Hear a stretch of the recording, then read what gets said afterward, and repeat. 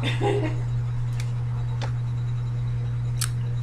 here to tell you a little bit about what happened to me when I went to a hospital in Columbus, Ohio, that was owned by Ohio State University.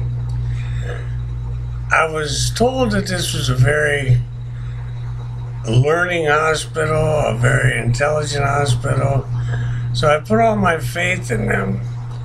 I went there because I had a lung infection, and they did a sputum culture, come up with that I had Pseudomonas.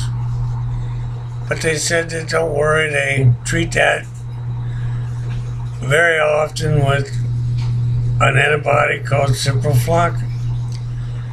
I had taken this drug once before and had an allergic reaction to where I had difficulty swallowing. The doctor that prescribed it then, I told him that. He immediately told me to stop the drug. He didn't want to take no chances.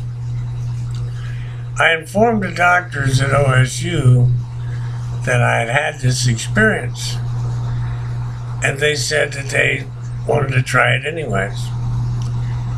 So I questioned about the drug, and they said it was widely used and very safe. They use it all the time, and the only complications was a possible side effect of a Achilles tendon, which they said is very rare and not to worry about. So they were the doctors and I was the patient, and I wanted to get help, so I took the drug. If I would have had any idea of the chances that I was taking, of what could have happened to me by taking this drug, trust me, I would have never taken it. It's been almost a year now. I'm just trying to stay alive. At first, I went into convulsions. I really thought I was dying. They offered me no more help. They said that I didn't have enough money. I didn't want to spend any money to do any further treatments. So at this point, there was nothing else they could do for me. Well, I was told that within 48 hours that this drug was to leave my body, which was another lie that everybody told. Because I'm here to tell you, it's been almost a year now, and it's not left my body. If anything, it has made more and more damage.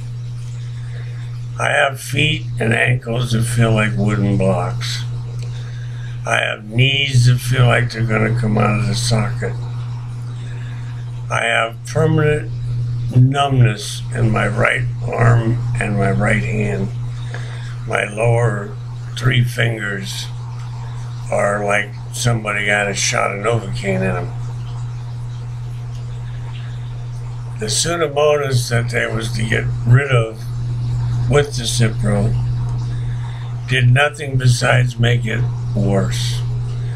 Actually, it was like pouring gasoline on a fire. That's how worse it got. And I've been trying through holistic food and nutrients to try to detox my body, to try to get this out of my system, which I don't know if it'll ever go out. It's very, very difficult. The quality of my life has just been taken from me. This is like a living hell, to try to go on each day like this and hope that I will get better.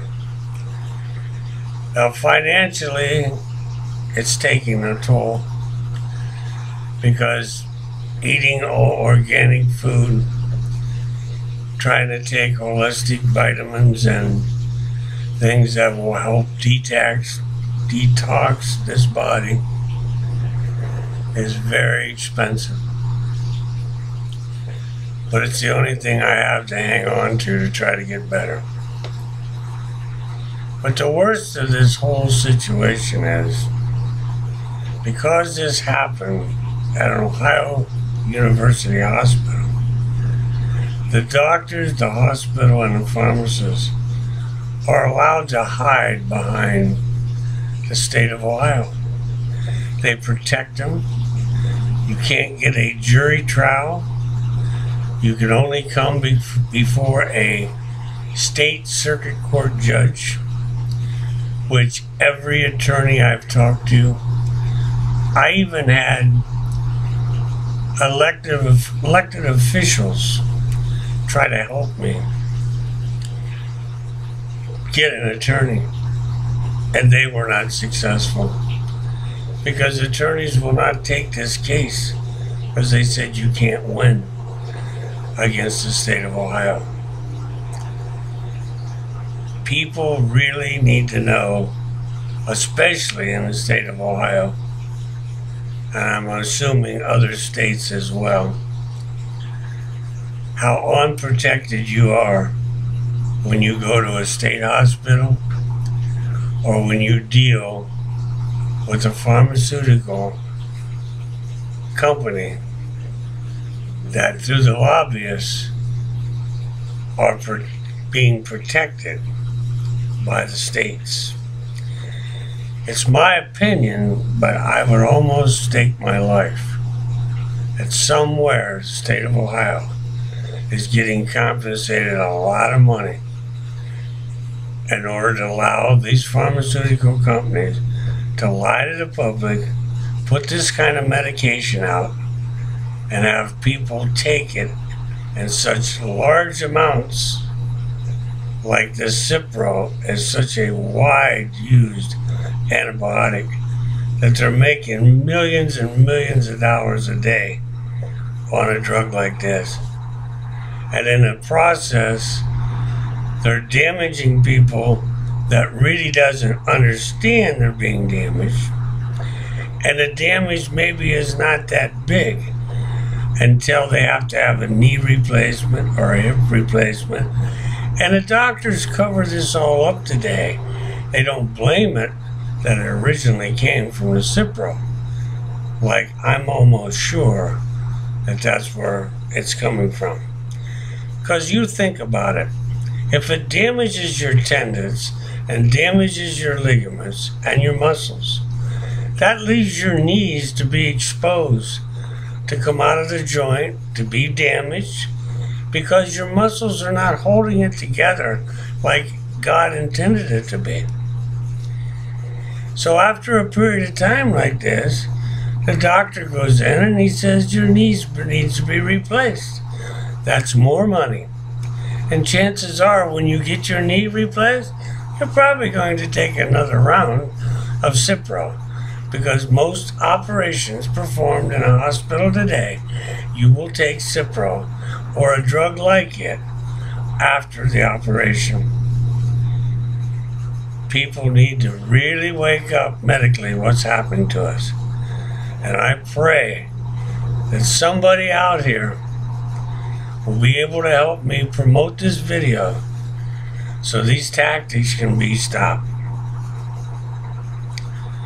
I will make another video and add more details to what actually happened to me and how we actually trapped the Pharmaceutical Board of Ohio to listening to the lies that the pharmacists are telling people. They heard it with their own ears, they agreed to it, but in the end, they turned their back and would not help me because they're protecting the pharmaceutical companies. This must stop in the state of Ohio.